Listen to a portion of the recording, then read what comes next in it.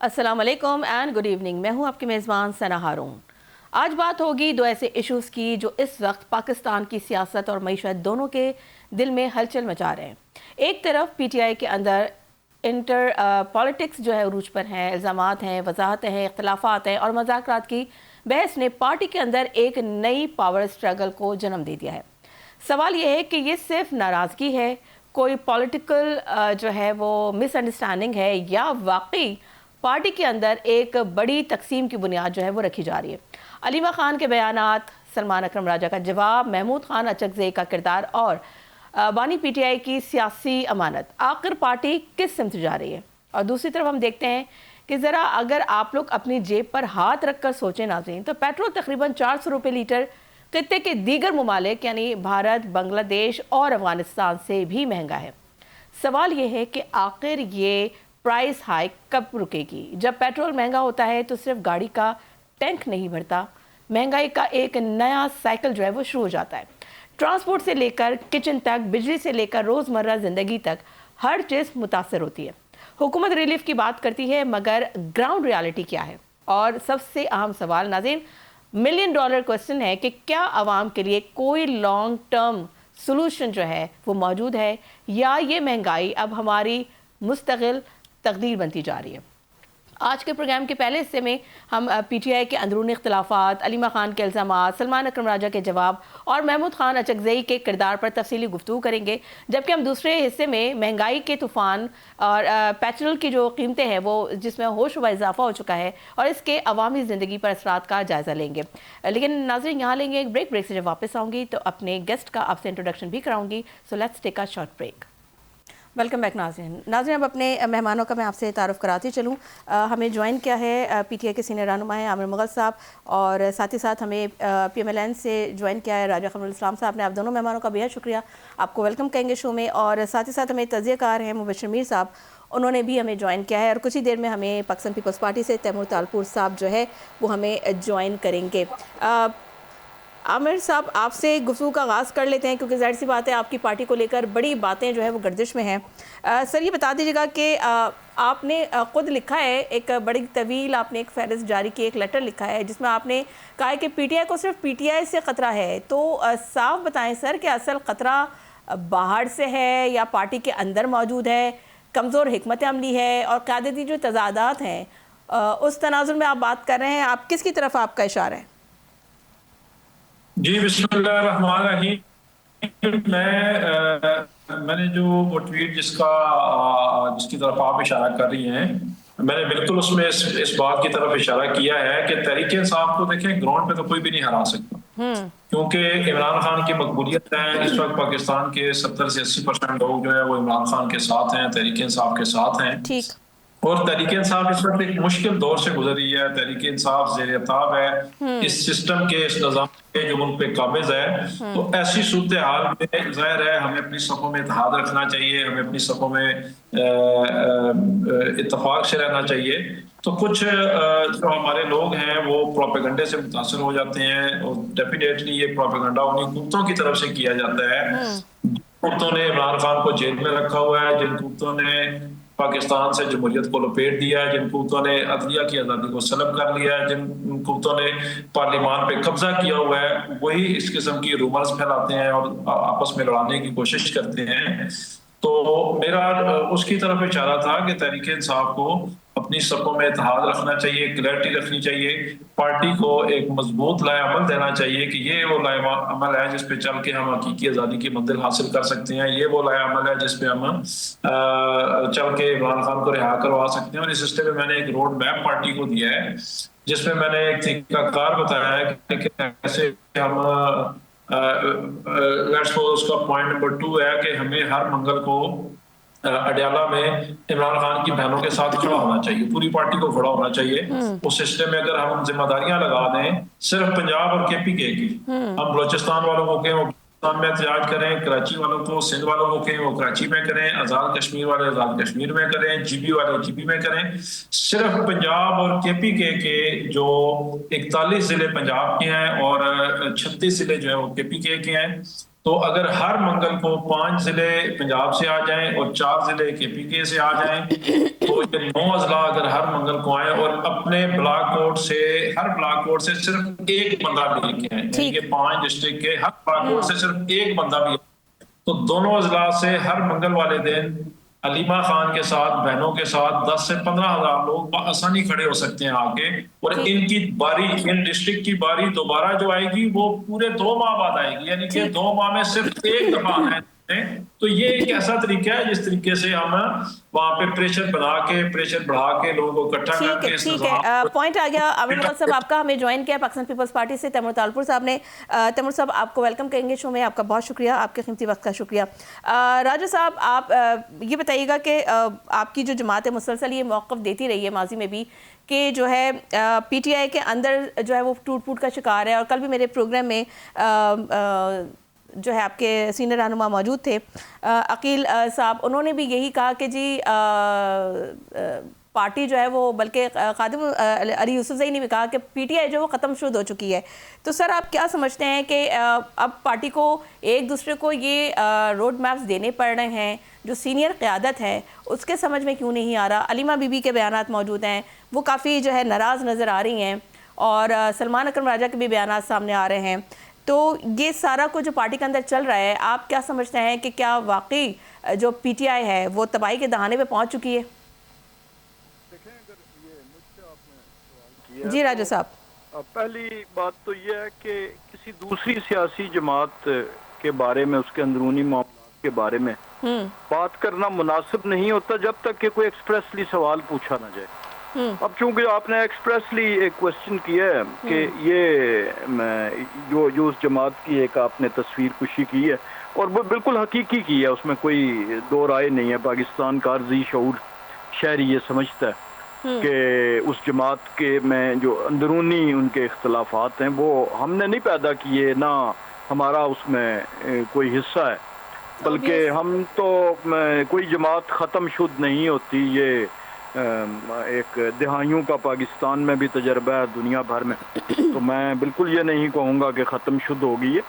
लेकिन जब जमात अपने अंदर से लड़ाई करना शुरू कर दे, अपने अंदर से उनका मुकाबला शुरू हो जाए, वो रियलिस्टिक ना रहे। मसलन मैं अगर आज कहूँ कि देखें ये कौन सी बड़ी बात है कि अगर हर पाकिस्तानी जो है वो $10 जमा करा दे, तो हमारे पास जो है हम IMF से $1 बिलियन लेते हैं, तो ये हमारे पास कोई $2.5-3 बिलियन जो हैं वो इकट्ठे हो जाएंगे।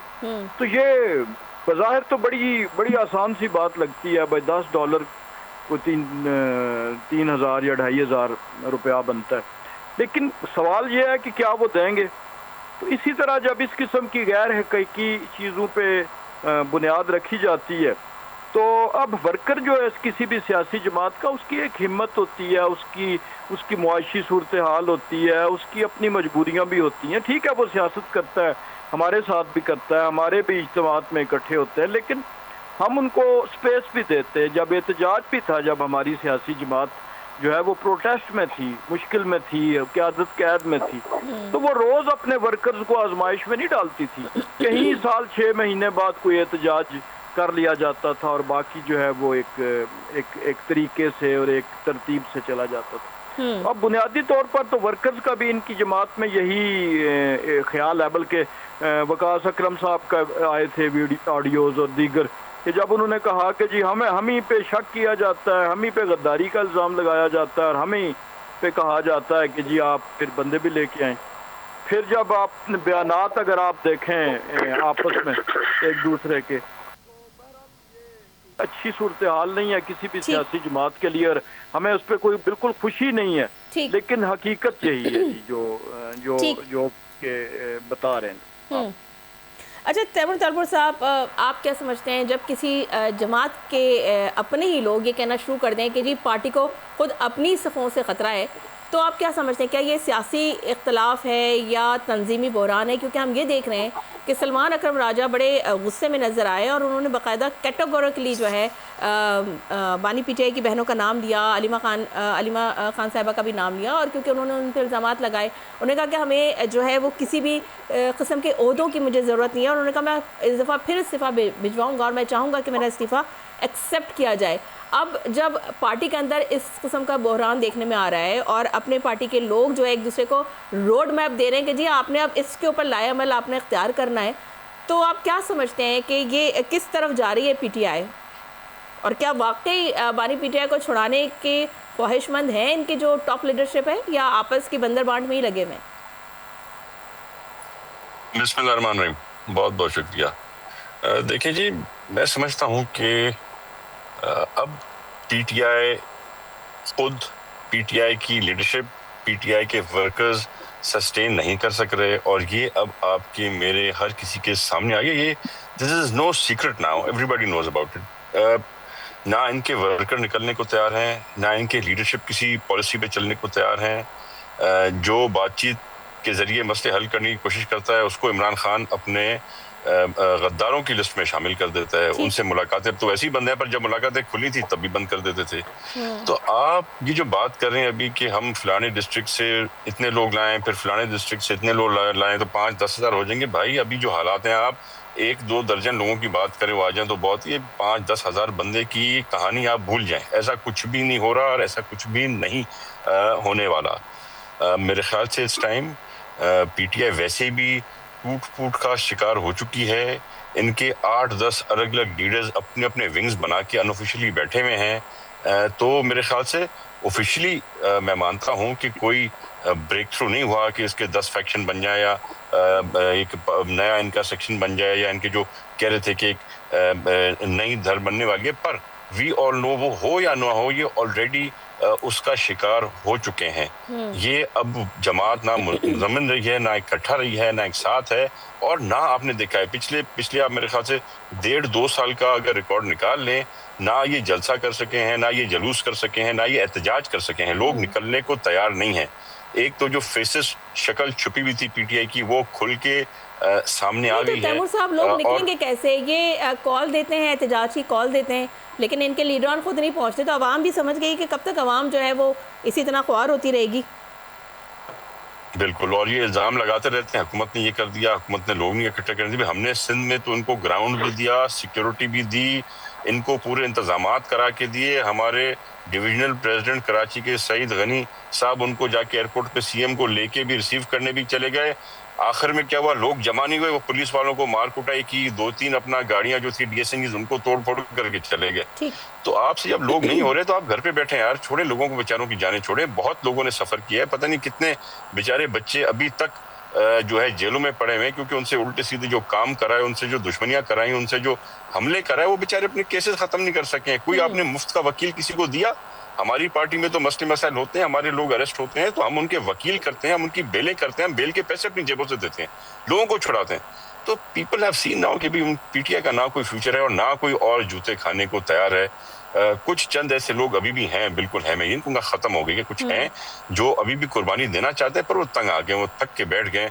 अब जब वो देखेंगे इमरान खान निकलेगा उसके बाद ये भी अपना फैसला करेंगे। ठीक है। अच्छा मुबश्शिर मीर साहब, आप बतौर तज्ज़ियाकार आप क्या समझते हैं, ऐसे जो सूरत हाल आप देख रहे हैं, जो इख्तलाफात है, तो वो आपको लग रहा है कि वक्ती नौयत के हैं, या आप समझते हैं कि एक कोई बहुत बड़ी सियासी रीअलाइनमेंट होने जा रही है पीटीआई के अंदर? बहुत शुक्रिया सना। देखें, पाकिस्तान की जो पॉलिटिकल हिस्ट्री है आपने देखा, सियासी पार्टियों के अंदर जो है जो क्राइसिस आए हैं, उनकी क़यादत के साथ जो मामलात हुए, उससे सबका पीपल्स पार्टी बहुत बड़ा शिकार हुई। पीपल्स पार्टी 2 दफ़ा बहुत ज़्यादा ऐसी सिचुएशन में गई, दोनों दफ़ा उनकी क़यादत जो है उनको एलिमिनेट किया गया। भुट्टो साहब का हुआ, एमआरडी की तारीख हुई, फिर उसके बाद मुसलमा बेनज़ीर भुट्टो का एग्जाइल था, देन फिर उनकी शहादत हुई। तो आप देखिए, उसके बावजूद पार्टी ने सरवाइव कर लिया इतने बड़े बड़े क्राइसिस के बाद। नवाज शरीफ साहब ने भी इसी तरह मुल्क छोड़ा और फिर उसके बाद पार्टी कहीं नजर नहीं आती थी, लेकिन वापसी होगी। तो क्या होता है कि जब अनफेयर कंडीशंस किसी पार्टी के लिए क्रिएट की जाती हैं किसी भी तरह से, तो जाहिर है कि उसके ऊपर एक बड़ा क्राइसिस आता है। पीटीआई के साथ इस वक्त बिल्कुल अगर हम अनबायस्ड तज्जिया ये है कि अनफेयर डीलिंग हो रही है उसके साथ, टारगेटेड है इस वक्त वो और ऑलमोस्ट 4 ईयर से टारगेटेड। और उसके जो मेन क़यादत है जाहिर है वो और जेल में है, उनके करीबी बहुत से जेल में हैं। तो अलीमा खान साहबा जो है जाहिर है उनके भाई हैं, उनकी एक एंजाइटी है। लेकिन जो दूसरी क़यादत है, जो सेकंड लाइन है, जिसके पास असेंबली में प्रेजेंटेशन भी है, इमरान खान के नाम से ही जाहिर है वो प्रेजेंटेशन है, लेकिन जो असेंबली के अंदर एक रोल वो कर सकते हैं, खासतौर पर पंजाब असेंबली में और कौमी असेंबली में, और फिर एक सूबे की हुकूमत भी है। तो अभी तक तो मेरा नहीं ख्याल कि वो अपोजिशन नहीं कर सके जिस तरह की अपोजिशन वो कर सकते हैं या करनी चाहिए। अब जाहिर है कि इस वक्त जो ताकत है, जो पीटीआई की ताकत है, जिसकी वजह से जो है ना मैं समझता हूं कि वो सेफ है, वो उनकी सोशल मीडिया एक टीम है जो एक तरह से वॉलंटियर है, और सिर्फ पाकिस्तान में नहीं है, वो लोग कहीं भी बैठे हैं दुनिया में जैसे भी चला रहे हैं। लेकिन वो जो फाइट है इस वक्त, सारी फाइट जो है वो सोशल मीडिया पे है। आप देखिए उनका मुकाबला करने के लिए खास तौर पर डिजिटल टीम्स जो हैं वो बनाई गई हैं, सियासी जमातों ने भी बनाई हैं, सिक्योरिटी इदारों ने भी बनाई हैं, लेकिन उनकी जो कमिटमेंट है उसको कोई ब्रेक नहीं कर सका। इसी वजह से इमरान खान का जो एक खास किस्म की समझ लें कि प्रेजेंस रहती है मीडिया में, उसमें सोशल मीडिया टीम उनकी बहुत ज्यादा जो है वो स्ट्रगल करती है। तो दूसरे लफ्ज़ों में मुबशिर साहब आप ये कहना चाह रहे हैं कि पीटीआई की जो मकबूलियत है या खान साहब की जो मकबूलियत है वो सिर्फ सोशल मीडिया पे रह गई है, क्योंकि ग्राउंड पे नजर नहीं आ रहा। 2024 का इलेक्शन का रिजल्ट हमारे सामने है। मकबूलियत तो उसके बाद कोई दूसरा इलेक्शन तो हुआ नहीं है। उस इलेक्शन को तो अभी तक देखें, उनके जो जितने कैंडिडेट थे उनको तकरीबन 350 के 300 से ज्यादा जो है वो मुख्तलिफ बैंगन टाइप किस्म के जो है वो दिए गए इंतखाबी निशान, फिर भी सबको पता, लोगों ने ढूंढ ढूंढ के उनको वोट डाल दिए। नहीं अब नई मकबूलियत का अंदाजा तो तब होगा। मैं सिर्फ आपसे ये जानना चाह रही हूँ कि ठीक है अभी आप कह रहे हैं कि दूसरे इलेक्शन तो नहीं हुए, लेकिन इलेक्शन के बाद अब आप जैसे कि कह रहे हैं कि जी उनकी मकबूलियत आज भी है, लेकिन ग्राउंड पे हमें नजर नहीं आ रही ना। रुक कर लेते हैं जरा। मेरा ख्याल है ग्राउंड वाला जवाब भी मुझसे ले लें अगर आपने कमेंट किया है। जी जी, मैं कह रहा हूँ कि फेयर जो है वो सिचुएशन ही नहीं दी जा रही। आपको अंदाजा तो होगा, माशाल्लाह आप तो ज्यादा वेल अवेयर्ड हैं कि कितने लोग हैं जो इस वक्त जेलों में हैं और किस वजह से और किस तरह मुकदमे चल रहे हैं। अदालत से तो किसी को मेरा ख्याल है इंसाफ मिलना तो अब दूर दूर बात है। अब जजेस के भी ऐसे ही तबादले हो रहे हैं जैसे आम अफसरान के होते हैं, तो लिहाजा जो अदालती निजाम है जैसे उसको ब्रेक कर दिया गया है, उसी तरह आप देखें कि बाकी भी जगहों पर जिस तरह क्रैकडाउन किए जाते हैं। तो ऐसी सिचुएशन में मेरा ख्याल है जो उनके लिए उन्होंने फाइट का रास्ता निकाला है वो यही है कि वो सोशल मीडिया से फाइट कर रहे हैं। ठीक है, पॉइंट आ गया शमीर साहब आपका। मैं चाहूंगी कि जरा सलमान अकरम राजा और अली मोहम्मद खान साहब के जो उनके बयानात आए वो हम जरा सुनवा देते हैं अपने नाज़रीन को, फिर मैं आमिर मुगल साहब आपकी तरफ आती हूँ। जी प्ले कीजिएगा जरा। कोई ख्वाहिश नहीं, ये ओहदा मुझ पर थोपा गया है। खान साहब से 10 दफा कहा था कि मैं ये ओहदा नहीं लेना चाहता। ओहदे के बाद 3 दफा मैं उनको पैगाम भेज चुका हूँ। एक दफा उन्होंने तीनों बहनों को मेरे दफ्तर भेजा, ये आके मेरे सामने बैठी, इन्होंने मुझे कहा कि खान साहब ने कभी जिंदगी में किसी के बारे में ये नहीं कहा कि उससे जाकर मेरी तरफ से ये दरखास्त करो कि वो मत छोड़े इस ओहदे को। इसलिए सिर्फ मैं इस ओहदे पर कायम हूँ, एक लम्हे के लिए भी मैं ये ओहदा नहीं रखना चाहता। मैं अपना इस्तीफा फिर भिजवाऊंगा खान साहब को। अगली मीटिंग जब उनसे होती है तो मेरी ख्वाहिश उन तक पहुंचाई जाए और मैं ख्वाहिश करूंगा कि वो मेरी बात को माने। मैं नहीं समझता कि वो समझती हैं सियासी मामलात को, ना वो समझती हैं लाए अमल को।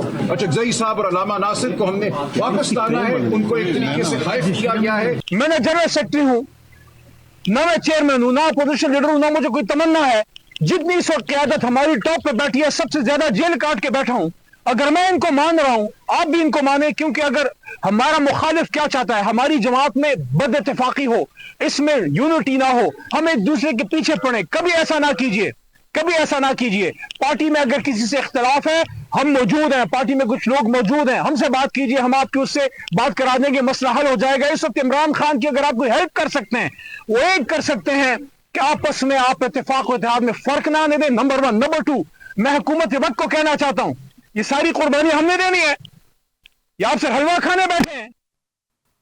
आमिर मुगल साहब, आपने ये दोनों अपने लीडरान के आपने ये शॉट सुने, क्या कहना चाहेंगे? क्योंकि सलमान अकरम राजा कह रहे हैं और वो बड़े गुस्से में नज़र आ रहे थे और उन्होंने कहा कि जी अलीमा खान साहिबा को जो है वो सियासी मामलात या लाएअमल के बारे में उनको कोई जो है वो इल्म नहीं है या उनको उसका पता नहीं है। दूसरी जानिब अली मोहम्मद खान साहब भी कह रहे हैं कि जी अगर किसी को कोई शिकायत है या अगर कोई नाराज़गी है तो आप हमसे आके, तो इसका मतलब है कि there must be something behind the curtains. आप इसको आई गेस इसको आप डिनाई नहीं कर सकते, क्योंकि आपने भी जब मैं शुरू की आपने अपनी गुफ्तगू का आगाज़ जब आपने किया तो उसमें आपने इससे ये कहा था कि जो है लोग जो है इस तरह की बातें सोशल मीडिया पे फैला रहे हैं, इस पर आप कान ना दें, लेकिन आपके अंदर ही सर लोग आपस में नाराज़ हो रहे हैं। सोहेल खान आफरीदी के ख़िलाफ़ जो है उनके जो करीबी, क्योंकि आप लोग शेर अफजल मरवत को तो आप लोग ओन नहीं करते, तो उनकी बात को आप लोग कहते हैं कि उनकी बात की कोई अहमियत नहीं है, लेकिन अहमद खान नियाज़ी खुद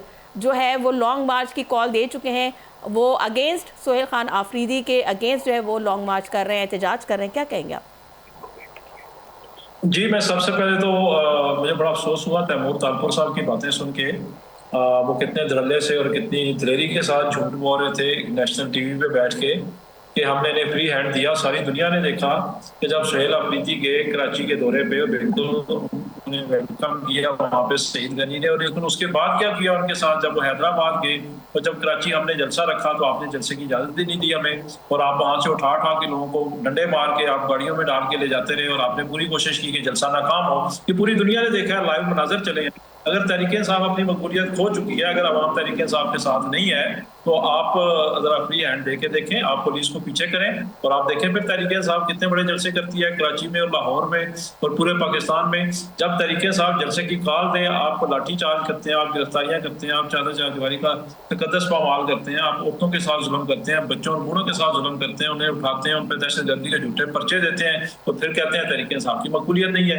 अभी जो आखिरी कॉल दी थी अलीमा आपा ने 7 अप्रैल मंगल को, जब उन्होंने कहा था कि लोग आए और वहाँ, हालांकि उस दिन इतनी ज़बरदस्त बारिश थी, तूफानी बारिश थी, उसके बावजूद हज़ारों लोग वहाँ पे मौजूद थे, और अगर वहाँ पे लोग नहीं आते और आमिर मुगल साहब, sorry to cut you here, मुझे ब्रेक से वापस आऊँगी तो आप यहीं से इसको कंटिन्यू कीजिएगा। So let's take a short break. Welcome back नाज़रीन। ब्रेक पे जाने से पहले आमिर मुगल साहब कुछ फरमा रहे थे। जी आमिर मुगल साहब कंटिन्यू कीजिएगा अपनी बात को। था कि अभी 7 अप्रैल को अलीमा आपा ने कॉल दी थी अडयाला की, और वहाँ पे हज़ारों लोग थे। शदीद तूफानी बारिश के बावजूद मैं भी वहाँ पे मौजूद था। ये जो कह रहे हैं कि आती और लोग नहीं आते, मुझे बताएं फिर वहाँ लाठी चार्ज किस पे हुआ जिसके मुनाज़िर सारी दुनिया ने देखे, आंसू गैस किस पे फेंकी जिसके देखी,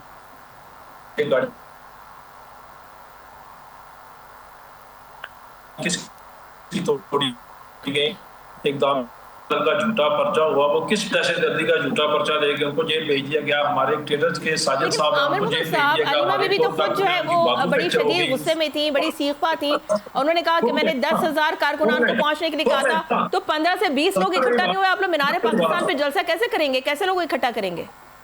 मैं आपकी बात की तरफ आता हूँ ना। मैं पहले तैमूर साहब की बात का जवाब दे रहा था, जो कह रहे थे कि लोग आते ही इकट्ठे नहीं होते हैं, और एक और इन्होंने कहा कि अगर लीडर नहीं आते, मेरे भाई बताएं इमरान खान क्यों जेल में है? इसलिए वो मैदान में खड़े हैं। आपके लीडर की तरह भाग तो नहीं गए मुल्क छोड़ के, ईंट से ईंट बजाने का बयान दिया और जाके तो वही बैठ गए। जब मुशर्रफ का मार्शल आया, मोहतरमा बेनजीर भुट्टो जाके मुल्क छोड़ के वो चली गई, खुद साख्ता जलावत ने इख्तियार कर ली, इसलिए कि जेल उनको बुरी लगती थी। ये कमर इस्लाम राया साहब के लीडर 2 दफा झूठ बोल के एग्रीमेंट करके मुल्क से भाग गए। आज इमरान खान जेल में है, शाह कुरैशी वाइस चेयरमैन जेल में है, एजाज चौधरी जो हमारे पंजाब के सदर हैं वो जेल में है, हमारी यास्मीन राशिद जो पंजाब की सदर हैं वो जेल में है, उमर चीमा जेल में है। तो इसका मतलब है लीडरशिप खड़ी है ना, लीडरशिप मार खा रही है, लीडरशिप फ्रंट फुट से कुर्बानियां दे रही है। मियां महमूद रशीद जेल में है। तो कहने का मकसद है लीडरशिप भी खड़ी है, अवाम भी मार खा रही है।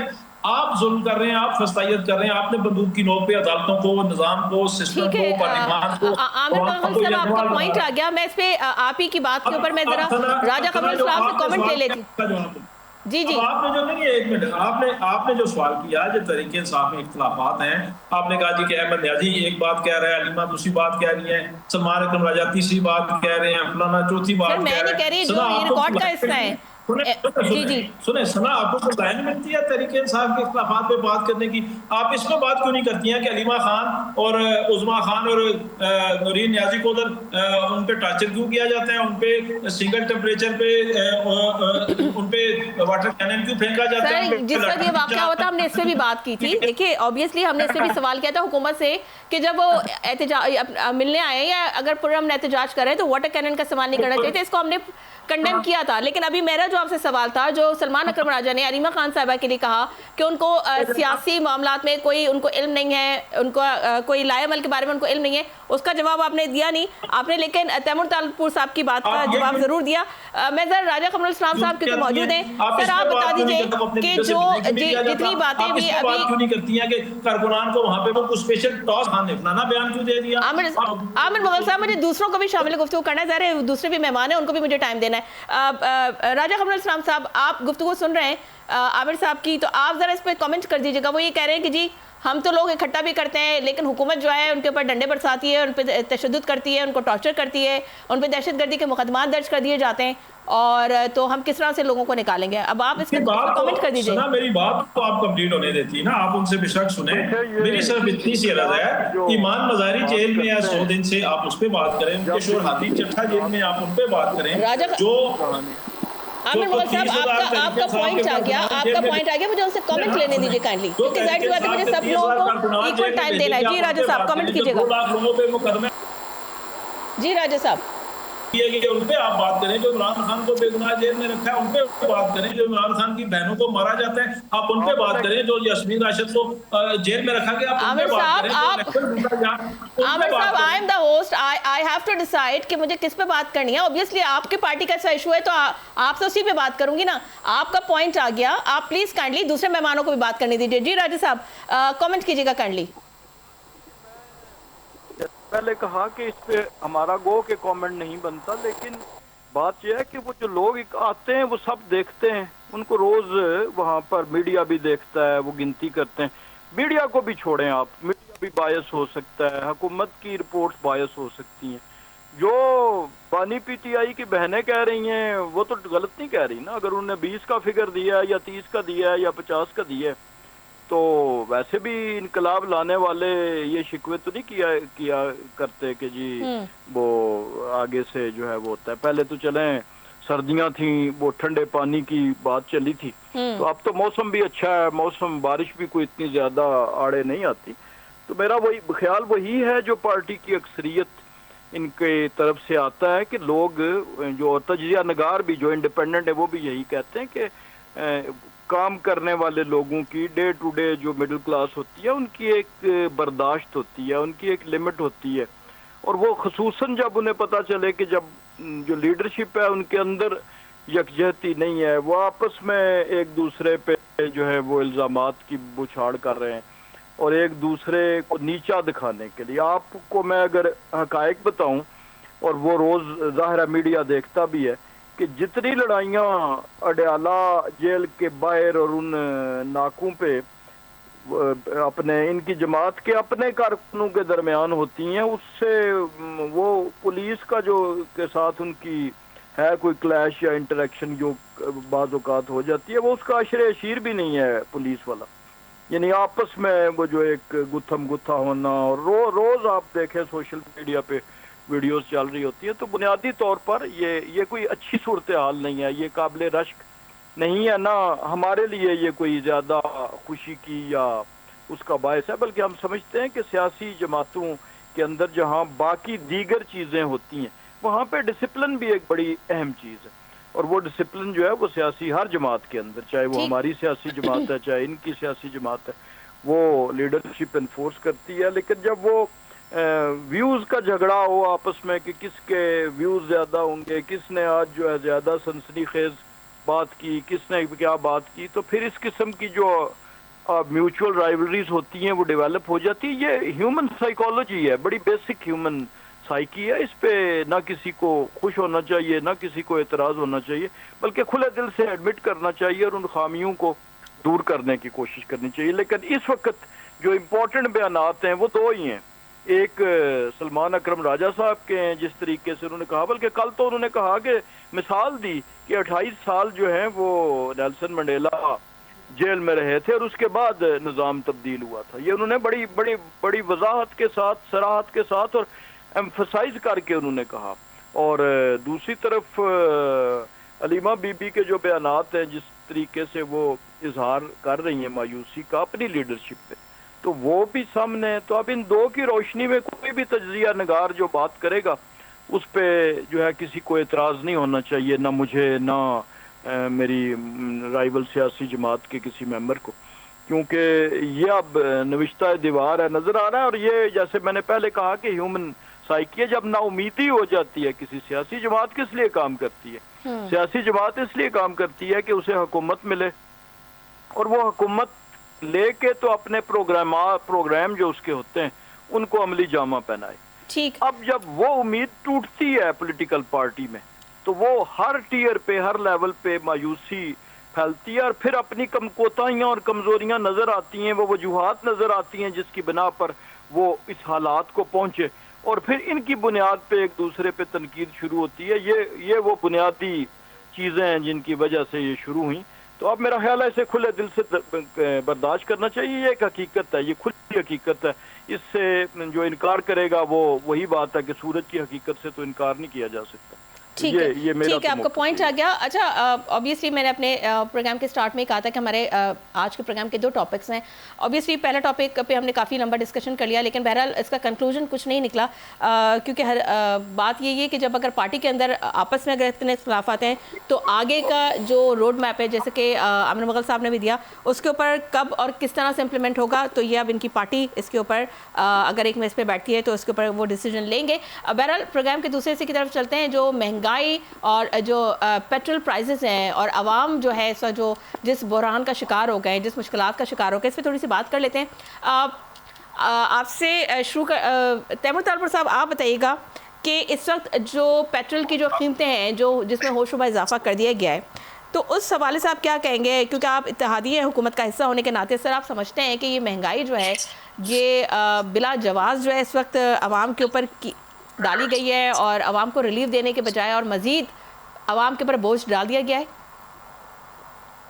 सबसे पहली बात तो हम इस चीज से एग्री नहीं करते कि ये प्राइस हाइक खसूसन पेट्रोल की कीमतों में आनी चाहिए थी, क्योंकि आपके पेट्रोल की कीमत जो है वो हर चीज को इन्फ्लेट कर देती है। डेफिनेटली कोई ऐसी चीज नहीं है जो आपके फ्यूल से कंसर्न ना हो, चाहे आपके फर्टिलाइजर हो, एग्रीकल्चर प्रोडक्शन हो, आपके ट्रांसपोर्ट फेयर्स, मतलब हर चीज को ये डैमेज ट्रू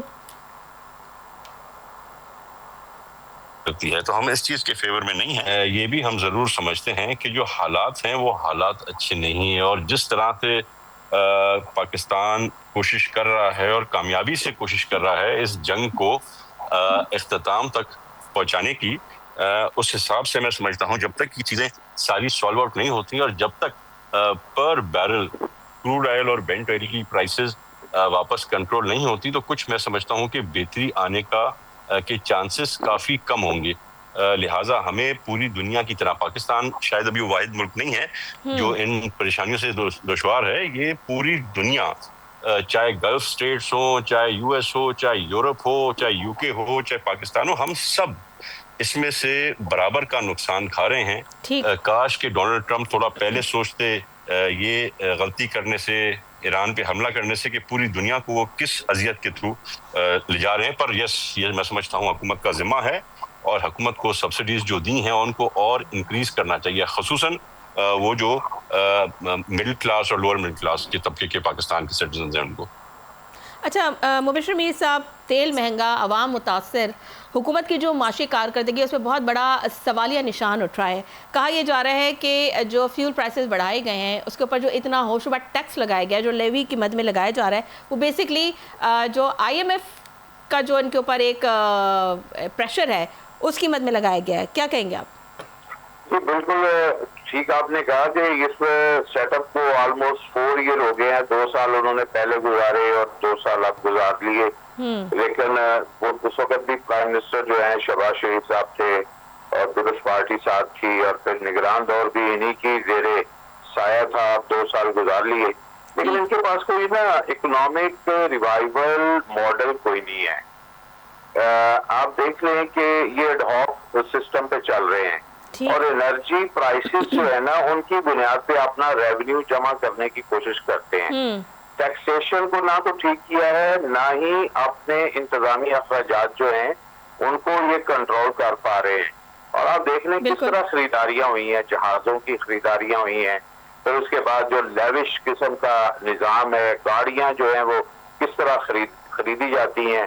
कितनी दफा लोग जो हैं, अब सोशल मीडिया या हमारा कन्वेंशनल मीडिया सभी कह रहा है जी कि सरकारी गाड़ियों की तादाद पाकिस्तान में किसी भी मुल्क के हिसाब से हमारी आबादी के लिहाज से देखें तो इतनी ज्यादा है। उसके ऊपर मेंटेनेंस, फिर पेट्रोल, बाद लोगों को अनलिमिटेड, अरकान असेंबली की जो है वो टिकटें, दीगर मराद, बड़े बड़े घर। ये पाकिस्तान एक तो मकरूज मुल्क का तो ये मॉडल नहीं है। आप ब्यूरोक्रेसी देखें, सिविल एंड मिलिट्री ब्यूरोक्रेसी, पार्लियामान, उसके अलावा जो है बाकी उनके जो चीजें हैं। फिर उसके बाद जिस तरह बजट आता है, लास्ट जितने भी बजट आए हैं, अभी बजट आएगा, आप देखिएगा 90% जो है वो ऑलमोस्ट उसमें एडमिनिस्ट्रेशन कॉस्ट होगी पूरे मुल्क की। और क्या है ये अननेसेसरी महकमे, अननेसेसरी कमेटियां, और परफॉर्मेंस क्या है कि मुल्क को क्राइसिस से नहीं निकाल पाते। तो यही अफसोस है कि जो हुकूमत है वो इस बारे में इतनी संजीदा क्यों नज़र नहीं आ रही। खाली बातों से नहीं होता, अमली इक़दाम करने की ज़रूरत है और फौरी तौर पे जो है आवाम को रिलीफ देने की ज़रूरत है। ज़रा मैं चाहूँगी कि जो लोगों के जो तासुरात हैं थोड़ा सा वो सुनवा दें, फिर मैं राजा कमरुल इस्लाम की जानिब बढ़ूँगी। तो सोचना चाहिए हालात कैसे हैं। दिन ब दिन डीजल और पेट्रोल की कीमतें बढ़ रही हैं, आमदनी है नहीं, बहुत महंगाई है। और इन दोनों में इन्होंने ना पेट्रोल वैसे ही ऊपर कर दिया है। पेट्रोल जब ऊपर जाता है तो सब चीज़ें ऊपर जाती है। पेट्रोल महंगा है, तनख्वाह हमारी है 25,000 में भी घर को दे या राशन भरे या बिजली का बिल दे या गैस का दे या घर का किराया दे। अभी तो पीछे से पेट्रोल और महंगा हो रहा है। आजकल आटे का क्या रेट चल रहा है, चीनी क्या जा रहा है, गरीब द्वार किधर रुल रहा है। पेट्रोल महंगा होने की वजह क्या है, कोई बताए। पेट्रोल तो आपको मिल रहा है, आपको पेट्रोल आ रहा है, यहाँ महंगा करने की क्या वजह है, कोई वजह नजर नहीं आती। अब पेट्रोल महंगा होता है, तमाम चीजें महंगी होती हैं। परेशानी तो हमें है ना, इनको एहसास ही नहीं है। गरीब आदमी क्या करे, कुछ नहीं कर सकता, मजबूर है। हमें निकलना चाहिए रोडों पर, लेकिन हम निकले तो बात है, हम निकलेंगे तो कुछ होगा, अदरवाइज कुछ नहीं होगा। बस खड़ी कर देंगे बाइक और क्या कर सकते हैं। तो अभी पेट के लिए कमाएं या पेट्रोल के लिए कमाएं। हमारे मुल्क और हमारा जो है ना वाली सब हाल है। ये समझ लो कि ये मामला बड़े जो है ना टफ चल रहे हैं इस टाइम पे। जी राजा कमरुल इस्लाम साहब, आपने लोगों के तासुरात सुने। सर लोग जो है आवाम जो सवाल कर रहे हैं कि आखिर खित्ते के जो दीगर ममालिक के मुकाबले में पाकिस्तान में जो पेट्रोल है वो इतना महंगा क्यों है। हुकूमत इस फ़र्क की क्या वजाहत देगी सर? देखें, दुनिया के जितने ममालिक हैं उनमें पेट्रोल की उनकी करेंसी के लिहाज से कीमत डॉलर की शक्ल में या पाउंड की शक्ल में या यूरो की शक्ल में, किसी भी इंटरनेशनल करेंसी की शक्ल में उसे ट्रांसलेट कर दें तो ये बात तो वहीं पे उसका जवाब भी आ जाएगा और आप इसको कंपैरिजन कर लें। ऐसा हरगिज नहीं है। पहली बात। बांग्लादेश में तो नहीं इतने प्राइसेस आए हुए, इंडिया में तो इतने प्राइसेस आए हुए, तो व्हाई इन पाकिस्तान? जो कमेंट्स यहाँ पे दिए गए उसमें एक साहब ने कहा जी कि इसकी कोई वजह नहीं है। तो वजह तो वो है जो पूरी दुनिया को मालूम है, जिससे पूरी दुनिया इस वक्त जो है वो आशना भी है। लेवी क्यों इतना बढ़ा दिया आप लोगों ने? जब यही पीटीआई की गवर्नमेंट थी तो आपकी गवर्नमेंट बड़ी नाराज थी, आपकी गवर्नमेंट ने बड़े सवालात उठाए कि भाई लेवी क्यों बढ़ा दी गई। सर वो सब तो 30-32 रुपए शायद बढ़े थे, आप लोगों ने 100 से ऊपर लेवी बढ़ा दिया। उसका क्या जवाब देंगे, उसकी क्या वजाहत देंगे सर? डीजल की लेवी जो है अभी 0 कर दी गई थी और अब दोबारा उस पर कुछ लेवी इम्पोज की गई है। डीजल की लेवी अभी जब प्राइम मिनिस्टर ने 100 रुपया 100 कुछ रुपए कम किया था डीजल। दूसरी बात यह है कि या तो हुकूमत पाकिस्तान के किसी इकदाम के नतीजे में फ्यूल की कीमत बढ़ी होती तो उसका जिम्मेदार हुकूमत को ठहराया जाता। अब यह एक इंटरनेशनल फिनोमेना है, पूरी दुनिया में है। और जो आपने रेट की बात की कि $60 60-61 उस दिन था जब जंग शुरू हो रही थी। राजा कमल साहब, आप इस बात की तरदीद करेंगे नेशनल टेलीविजन पे बैठ के, क्योंकि ये तासुर जो है जनरेट हो रहा है कि जो लेवी की कीमत बढ़ाई गई है, जो इतना टैक्स दिया गया है, बढ़ा दिया गया है पेट्रोल के ऊपर, जो कि 400 रुपये लीटर पे पहुंच गया है, तो वो उसकी वजह, उसका बैकग्राउंड ये है कि IMF का प्रेशर है आप लोगों के ऊपर और आपने उनका वो पूरा करना है। उस प्रेशर की वजह से आपने वो सारा बोझ उठा के शिफ्ट कर दिया आवाम के ऊपर। देखें, आप इसको बात को ज़रा समझाने में मेरी मदद करें लोगों को कि लेवी तो परसेंटेज के हिसाब से थी ना, तो अब जब प्राइस बढ़ेगी तो वो परसेंटेज की लेवी है ना। इसी तरह इवन जो पेट्रोल ठीक है राजू साहब, क्योंकि प्रोग्राम का वक्त खत्म हो रहा है, जरा मैं आमिर मुगल साहब से कमेंट ले लूं क्योंकि मुझे वाइंड अप का कहा जा रहा है। आमिर साहब, आपकी हुकूमत थी, लेवी वो पेट्रोल बढ़ा, उस पर लेवी के ऊपर जो है बड़ी तनकीद की गई PMLN की जानिब से, क्योंकि वो सब अपोजिशन में थी। आज वो हुकूमत में, आप अपोजिशन में हैं, तो सर अब आप क्या कहेंगे? और जो अपोजिशन है, वो आवाम के हक में बोलने वाली जो अपोजिशन है, वो कहाँ है? वो नज़र क्यों नहीं आ रही? आपस के झगड़ों को साइड में रख लें सर, आवाम का सोच लें प्लीज़। देखिए सना, मैं आपको मुख्तसरन समझाता हूँ पेट्रोल पाकिस्तान में क्यों महंगा है। मैं कल फरक सलीम साहब का प्रोग्राम सुन रहा था, वो बता रहे थे कि जंग शुरू होने से पहले भी बांग्लादेश में 135 रुपए लीटर पेट्रोल था, आज भी 135 रुपए है। तो क्या जंग सिर्फ पाकिस्तान में लगी हुई है? सर यही सवाल किया था मैंने राजा साहब से। फ्री पेट्रोल मिलना शुरू हो गया। असल बात यह है, पेट्रोल की कीमतें बढ़ने की दो वजूहत है। ठीक है, आज इंटरनेशनल मार्केट में पेट्रोल का वही रेट है जो तहरीक इंसाफ के दौर में 2022 में था, यानी कि 115 से 20 डॉलर फी बैरल का रेट हमारे दौर में भी था, आज भी वही है। उस वक्त तहरीक इंसाफ या इमरान खान दे रहे थे 150 रुपए लीटर, ये दे रहे हैं 400 रुपए लीटर। इसकी दो वजूहत हैं। पहली उसकी वजह यह है कि हमारे दौर में जो डॉलर था वो 175 था, आज इनकी नैली से प्रोग्राम का वक्त हो रहा है। आमिर साहब सिर्फ इतना बता दीजिए कि PTI जो है अवाम के लिए कब जो है एहतजाज करेगी, कब जो है वो अपोजिशन जो है इस बात के ऊपर स्ट्रांग स्टैंड लेगी? शॉर्टली बता दीजिएगा, क्योंकि मैं एक बस शॉर्ट कमेंट मुझे मोबाइल साहब कह रहे हैं एहतजाज करेगी। तहरीक इंसाफ ने अभी महंगाई पे एहतजाज किया और तैमूर तारपुर साहब ने हमारे MNAs MPs और कारकुनों को पकड़ के इसी पेट्रोल की कीमतों पे एहतजाज किया। उन्होंने जाके जेल में भेज दिया, अभी तक वो जेल में केस भुगत रहे हैं, उन पे दहशतगर्दी के केस बना दिए इन्होंने। अभी इसी पेट्रोल की कीमतों पे एहतजाज किया था। तो इन्होंने पेट्रोल पे जो 140 या 160 रुपए टैक्स की सूरत में ले रहे हैं, वो सना ये सिर्फ इसलिए ले रहे हैं। पॉइंट आ गया। मोबाइल साहब प्लीज एक लाइन में बता दीजिए कि जो पेट्रोल प्राइसेस बढ़ गए, आवाम को फौरी रिलीफ के लिए हुकूमत को कौन से ऐसे इनिशिएटिव्स लेने चाहिए? सर प्लीज वन लाइनर बता दीजिए। मैं तो एक कहता हूँ कि हुकूमत को अपने अखराजात जो है वो कम करने चाहिए, उसी से आवाम को रिलीफ दिया जा सकता है अगर नीयत ठीक हो तो। ठीक है, बहुत शुक्रिया आमिर मुगल साहब आपका, राजा कमल सलाम साहब आपका, तैमूर तारपुर साहब आपका, मुबशर मीर साहब आपका, आप चारों मेहमानों का बहुत शुक्रिया।